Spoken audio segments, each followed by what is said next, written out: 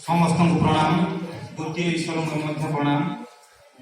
मो कवितार शीर्षक मु आसुची आगामी काली मु आपन संगे कवि श्रीयुत प्रताप चंद्र नायक। हेलो मु आउ थरे आसीबी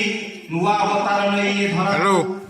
मु आउ थरे आसीबी नुआ अवतार नै ए धरा तू पूर्वाकाश आरती करी मेछ संहारण पाई आगामी काली मते चिन्हिबा को डेरी लागिबनी मते चिन्हिबा को डेरी लागिबनी मायावी अबा मायाविनी माने मते बांधी रखी पारिबेनी निज कटाक्ष बंधने बुझिबा को बेसी बेल लागिबनी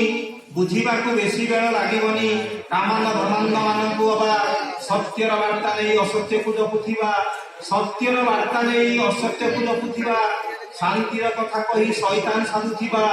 शांतिर कथा कही शैतान साधुथिबा धर्मर कथा कही अधर्म को आलिंगन करुथिबा धर्मर कथा कही अधर्म को आलिंगन करुथिबा नृशंक मुखा खोलिबाकू मु आसुची आगामी काली को मु आसुची आगामी काली को सत्य शांति दया क्षमा लगी सत्य शांति दया क्षमा लगी जीवन को तिल तिल करी जानिथिबा साधवंक तानाकर्ता साजी मु आसुची आगामी काली को सत्य शांति दया क्षमा लगी जीवन को तिल तिल करी जानिथिबा साधवंक तानाकर्ता साजी मु आसुची आगामी काली को मु आसिले मुखाबिंधा असुरं को संहारिबी मु आसिले मुखाबिंधा असुरं को संहारिबी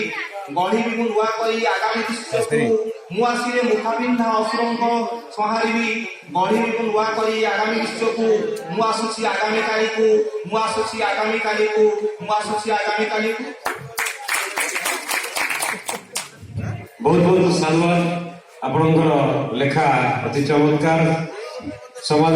वार्ता अच्छी तेणु से लेखा ही स्मरण कर समाज को वार्ता दिए आम लेखा को पढ़े।